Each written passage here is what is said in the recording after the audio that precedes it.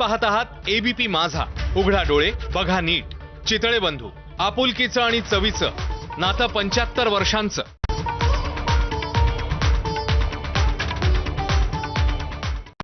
Headlines brought to you by Chitale बंधू.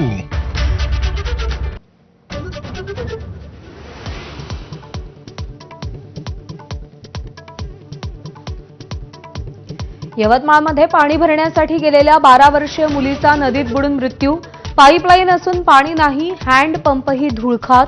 काठोडा पारधी बेड्यात पाण्याचं दुर्भिक्ष्य.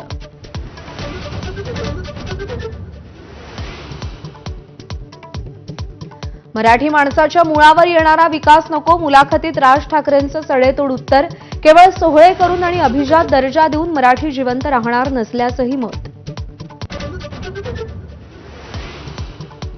निलंबित पोलीस अधिकारी रणजित कासले बीड पोलिसांच्या ताब्यात.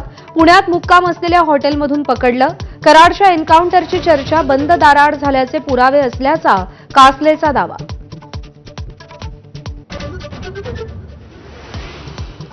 बाळासाहेबांच्या आवाजाची नक्कल म्हणजे पोरकटपणा. एकनाथ शिंदेंचा उद्धव ठाकरेंवर हल्लाबोल. स्वतःचं पाप झाकण्यासाठी आणि लोकांची दिशाभूल करण्यासाठी कृत्य केल्याचा आरोप. नाशिक दगडफेकी प्रकरणी आतापर्यंत 1400 ते 1500 जणांवर गुन्हा दाखल. संशयित आरोपींमध्ये काँग्रेस, ठाकरेंच्या शिवसेनेसह शरद पवारांच्या राष्ट्रवादीच्या कार्यकर्त्यांचाही समावेश. तनिषा भिसे मृत्यू प्रकरणी ससून रुग्णालयाच्या वैद्यकीय समितीकडून पुणे पोलिसांकडे अहवाल सादर. मंगेशकर रुग्णालय आणि डॉक्टर घैसास यांच्यावर ठपका नसल्याची माहिती, तर अहवाल अर्धवट असल्याचा अमित गोरखेंचा दावा.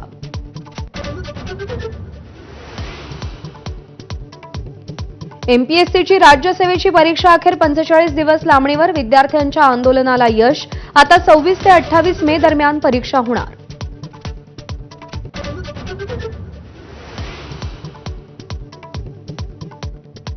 भिवंडीत तरुणाची हत्या करून मृतदेहाचे तुकडे सलूनमध्ये पुरले. मौलानाचं क्रूर कृत्य अखेर 4.5 वर्षांनी उघड. अल्पवयीन मुलांवर अत्याचार करताना पाहिल्यानं शोएबची हत्या.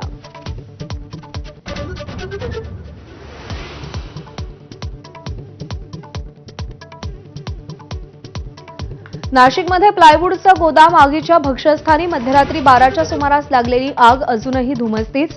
जीवितहानी नाही, पण लाखोंची वित्तहानी.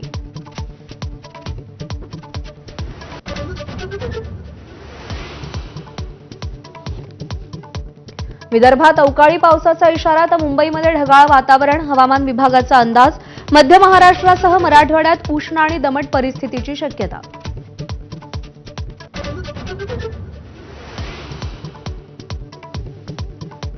गेल्या 2 वर्षांच्या शिवछत्रपती राज्य क्रीडा पुरस्कारांचं आज पुण्यातील बालेवाडीत वितरण. अविनाश साबळे, यशस्वी जयस्वाल, ऋतुराज गायकवाड यांच्यासह 559 क्रीडापटूंचा गौरव होणार.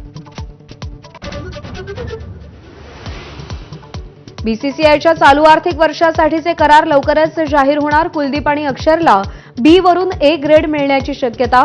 रोहित, विराट, बुमराचं A+ करार कायम राहण्याचा अंदाज.